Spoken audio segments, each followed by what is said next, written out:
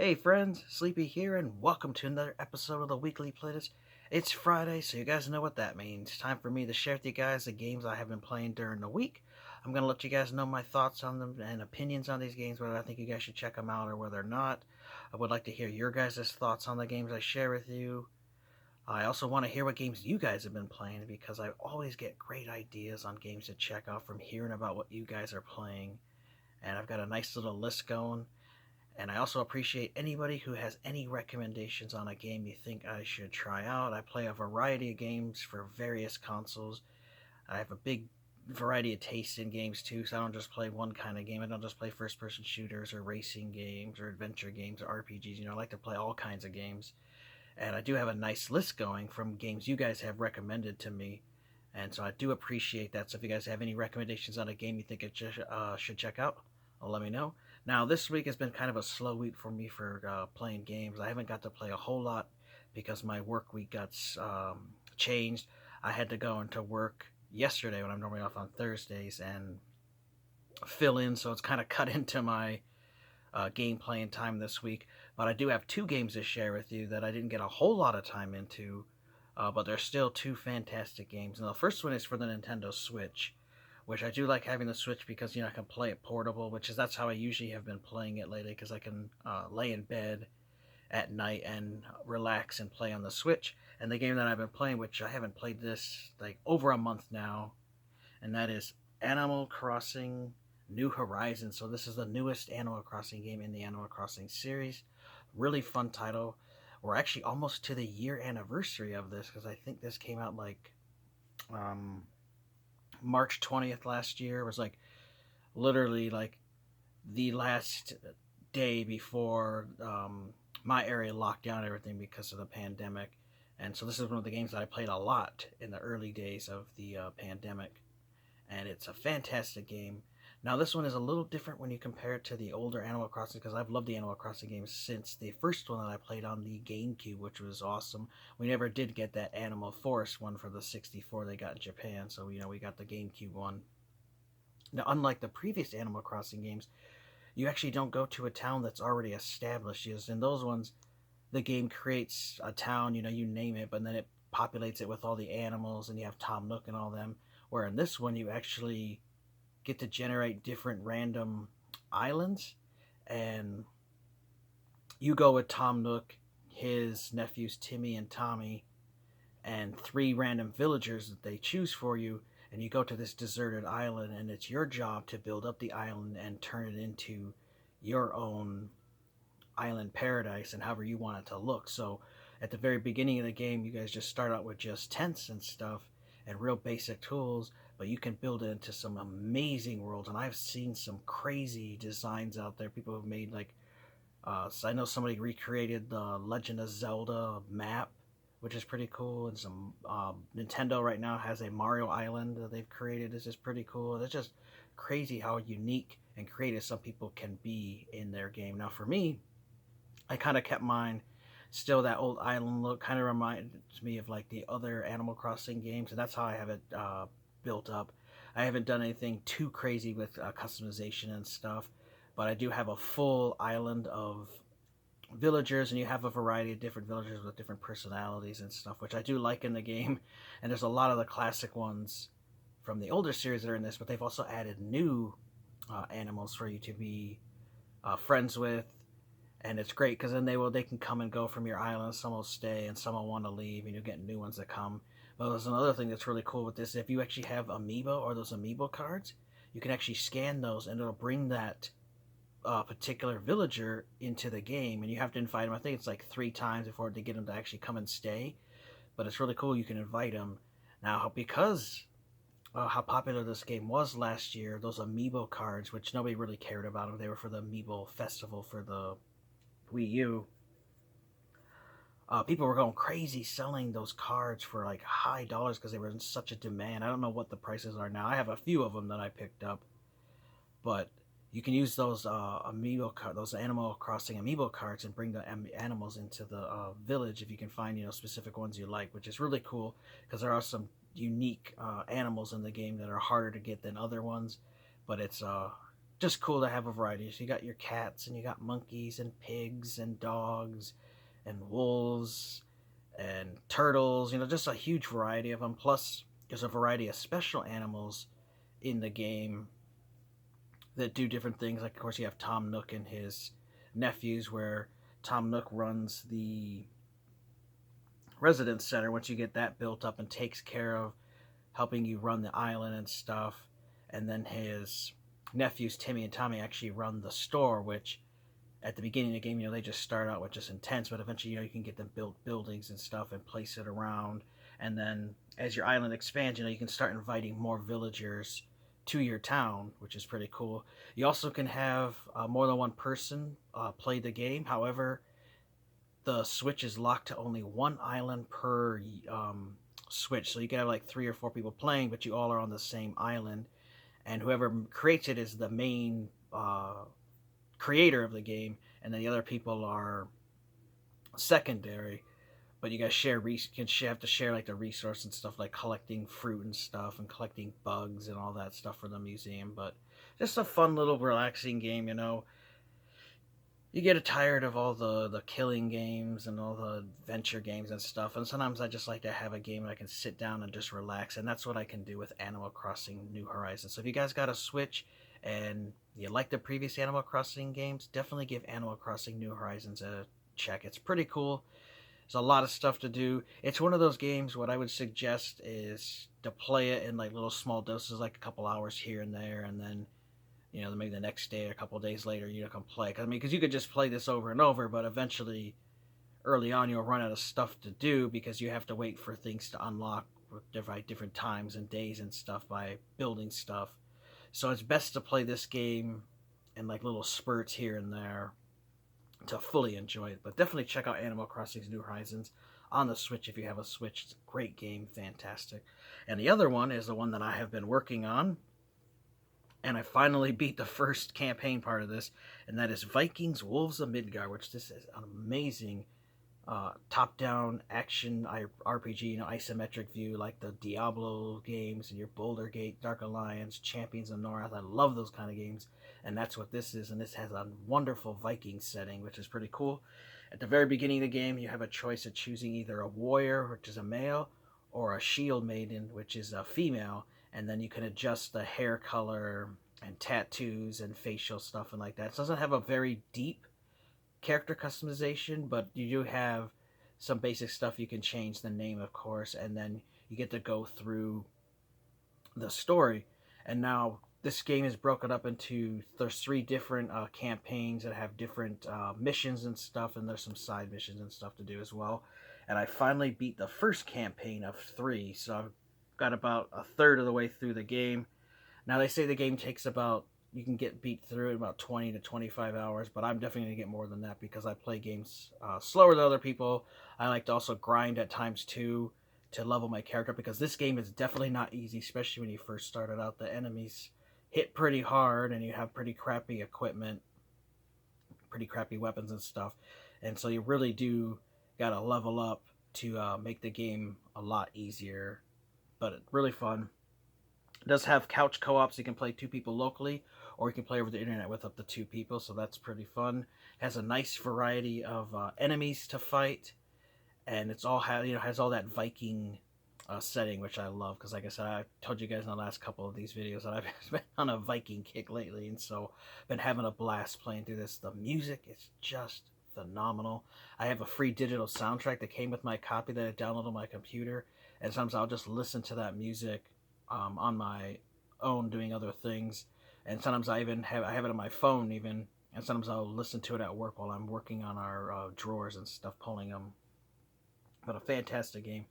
Now, something I didn't mention in the last couple of videos I've been playing this, and I don't know why I forgot to mention this, is that some of the levels actually have elements that you have to watch out for. Like, there's sometimes you go to where it's a snowy, frost-filled world, and there's actually a meter that builds up of your character, and he can actually start freezing to death. And once that meter gets to solid blue, your health will start getting affected, and your character will start losing health because he's freezing to death. And the only way to get that is to find fires that are spread around the level for you to warm up in. So that's really cool. And then there's also some parts of that, like if you cross um, a big, let's say a big bridge cavern area, and there's wind blowing, then the meter will go up even higher.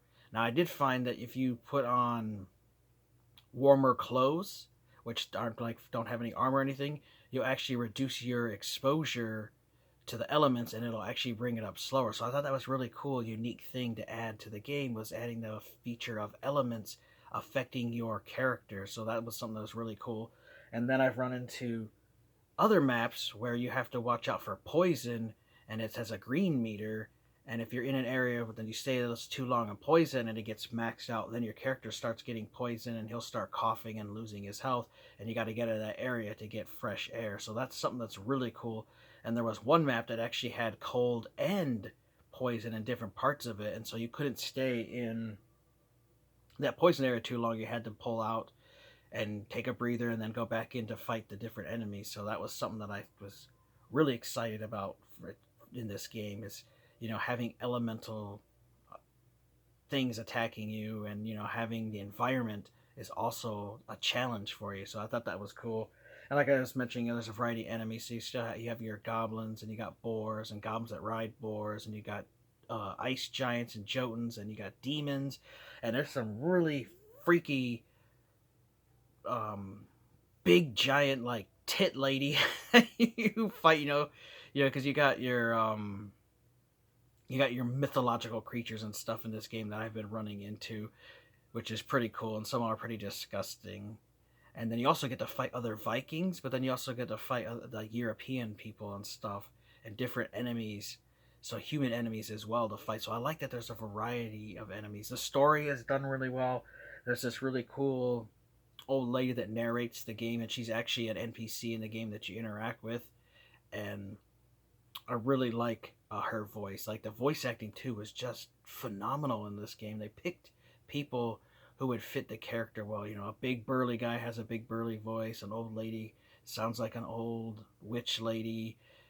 They got goblins that sound like goblins. There's this creepy, really creepy old like troll looking like lady in the game, and she just has a voice that just matches it. So they did a fantastic job with the voice actors, which I always like in game, because sometimes you'll play some games and the voice actors can kind of ruin it because their voices are just silly or just stupid, and it like they didn't even try, and like they used a $10 budget or something for it. But this is not the case in this game. So the music is fantastic. The controls too are excellent. And I really love the fact that they have a dodge mechanic. Now, usually in the isometric games, you can rotate the camera around. This one, the camera's fixed, so you can't change it. You can't zoom in, you can't zoom out like other ones. However, the right stick, you can actually jump out of the way, and you can actually do rolls and stuff. And it's very fluid. I haven't noticed any slowdown or anything in this, because sometimes some of these games, they can have slowdown in it, and I didn't notice that at all in this game. Now you have the main story that you go through and play as, but they do have little bonus objectives on each of the maps as you play through them. And at the end of the map, you have a boss to fight. And in those different objectives, you have resources you can unlock, like wood, you can unlock gold, you can unlock different stuff like that. An iron, like stuff that you can use to upgrade your village, because at the very beginning of the game, you have a village that gets attacked by Jotuns, which are ice giants, enemies of Vikings. You have to fight for them, free your village, and then from there, you actually can start building up your village. And as you play through the story, you unlock new NPCs that'll actually come to your village and unlock abilities for you to buy from them. So you have like a armor guy that can, build up armor and you can buy armors from him, and he can build them for you. Guys, you got a blacksmith who can make weapons and stuff for you, and then there's a lady who can help you with magical stuff, and then you also have a guy that can take care of your runes and stuff. So that's really cool. And then you can start upgrading those people and their shops and stuff, so they can give you more powerful artifacts, more powerful items and swords and weapons and stuff like that, because as you play through the game, it starts getting more difficult and more difficult. Some of the boss battles in this game are just brutally difficult, and you got to dodge a lot, and you can only attack a few times, and then you got to look for openings and stuff. This does have the different Viking gods in it, like Loki and Odin and Thor and them. And actually, each of them is tied to a different fighting style. So, like, I like to fight with a staff, which is Odin, so kind of like a mage character. But then I also use a bow because I like to have range, and so you can switch between two different weapons. And I was reading that you actually can max out pretty much all the weapon styles if you really keep playing the game and just uh, grind through. You can actually level up all the different characters. Like Loki example is for people who do two-handed weapons. You could do like two axes and stuff, or two swords, and then you could do like a shield and sword, or shield and axe and stuff. So there's a variety of way to play the different characters that you want to, and by putting in these gifts, as they call them, which are basically skill points you unlock as you level up your character, you can unlock different abilities, and sometimes they have magical abilities, like where I can have a flame ability, but I also have where I can shoot an ice beam out and attack enemies, and then I also have where I can slam my staff down and it does like a shock damage to everybody around me, which is cool. And the newest one I got is I shoot out like a poison projectile out of enemies. And then you have the same thing when I have my bow. I can shoot out like a poison arrow. And then there's one that I like that's really cool is I can shoot, it's like 5 arrows at once. So if you get mobbed by enemies, you can use that to get out of it. And then you also have where you can rain arrows down. You shoot up in the air and it'll have a circle created and it'll shoot a bunch of arrows down, which becomes very effective as you unlock those. And then there's also passive skills and stuff, like you can unlock where you have more health or you have take less damage and stuff like that. And those are only active as long as you're using that certain weapon style. So as long as I use staffs, I have Odin powers. If I use the bow, I'm trying to think, I can't remember the god that's for the bow, but then I unlock that god's power. So I thought that's pretty cool. Now the game's XP, which is unique to this, is actually the blood of your enemies. Every time you kill enemies, they drop little blood orbs, and you actually have to go collect those. And the great thing is they have two beneficial factors. One, they give you the blood to level up with. The other thing is they actually heal you as well, and that's cool. And if you kill a variety of enemies at the same time, you get bonus of, like, you kill 2 enemies, you get like 20 blood. But if you kill like 6 or 7, then you can get like 2 or 3 or 400 blood, and you can really low. So if you get a bunch of weak enemies, sometimes I'll run around the map and get a bunch to follow me, and then I'll use a powerful magic attack and kill a bunch of them and get a bunch of blood that way. And of course, like your typical RPGs, as you get higher up in levels, you need more and more blood. And you actually have little sacrificial altars where you can sacrifice that blood, and every time you do that, you can put a point into either like health, level up your health, level up your armor ability so you can take more damage, level up your attack speed or your walking speed and stuff like that. So the different attributes you actually get 1 point in as you sacrifice that blood as you level up. And I'm level 12 now, and I'm having a blast so far with this game. Definitely think you guys should check out Vikings, Wolves of Midgard, especially if you're a fan of the isometric action RPGs like I am. You can't go wrong with this. Like I said, it's got a fantastic voice acting cast. The music is great. It has a fun story that doesn't really, there hasn't really been any slowdown that sometimes happens in these kind of games when you get a whole bunch of characters and action going on. It doesn't have that issue. You have different play styles you can go through, and then you just have the cool thing of being a badass Viking. And then it's also, again, having to worry about the elements, which is, freezing to death and poison. So those are the two that I found. There's also a variety too in different kind of maps. So you're not always just in like a frozen area. You're not always just like in a box. Sometimes you're in cities and stuff. You're going to caves and things like that. You even get to go into other dimensions too, which is pretty cool. So you have a variety of battlefields to go through.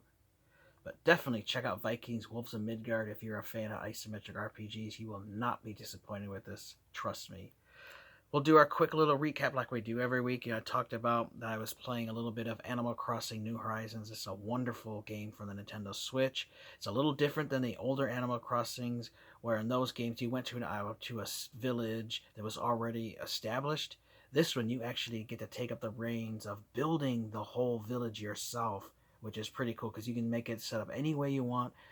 Choose where your home is, choose where the villager's home is, and then you have the abilities you can unlock, like you unlock terraforming and stuff, and you can really change the scope of the world and really make it something very unique. And I have seen some really fantastic islands out there. Some people have been crazy creative, like recreating the Legend of Zelda and Mario and Metroid, all kinds of different things you can think of. People have created different towns that you can go to, and they look really cool. So this game, pretty much the only limitation is your own imagination, and it's a great game to play for the Switch. So definitely check out Animal Crossing New Horizon if you haven't yet. Great game. We're almost here to a year anniversary of it, and they have been updating it over the last year, adding all kinds of great new content, and it's all been for free, no charge at all. So worth checking out. And then, of course, we talked about Vikings, Wolves of Midgard. This is an awesome isometric top-down action RPG. Great voice acting, great selection of weapons. You have to worry about the environment at times. Sometimes your character will have to worry about freezing to death, so you got to find fire to thaw out. You got to watch out for too much poison, so you got to get to an area that isn't poison so you can actually breathe again. If you don't, you start losing health, so I really like that. It doesn't use your standard XP. It's actually a blood meter because you collect blood from the enemies you kill, but that blood also can heal you, and it levels you up, so that's something that's unique to this, and it's really fun. Like I said, you can play this single player, you can play it two-player couch co-op, and you can play it two-player over Xbox Live, which would definitely increase the fun in this.